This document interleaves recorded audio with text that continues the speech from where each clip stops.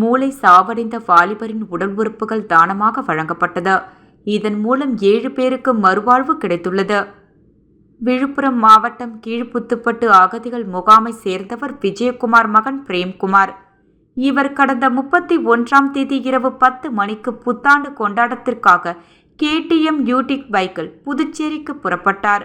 பிள்ளை சாவடி ஈசிஆரில் உள்ள பள்ளத்தில் பைக் விழுந்ததில் தலையில் பலத்த காயம் ஏற்பட்டது. சிகிச்சைக்காக மூலக்களம் ஈஸ்ட் கோஸ்ட் மருத்துவமனையில் சேர்க்கப்பட்டார். அங்கு அவர் மூளைச்சாவு அடைந்தார். அதனால் அவரது உடல் உறுப்புகளை தானம் கொடுக்க அவரது பெற்றோர்கள் முன்வந்தனர். டாக்டர் வெங்கட்ராம் குழுவினர் தலைமையில் அறுவை சிகிச்சை மூலம் உடல் உறுப்புகள் எடுக்கப்பட்டன. ஒரு சிறுநீரகம் அதே மருத்துவமனையில் சிகிச்சை பெறும் 47 வயது நபருக்கும், மற்றொரு சிறுநீரகம் இந்திரா காந்தி அரசு மருத்துவமனையில் சிகிச்சை பெறும் 24 வயது பெண்ணிற்கு பொருத்துவதற்காக கொண்டு செல்லப்பட்டது.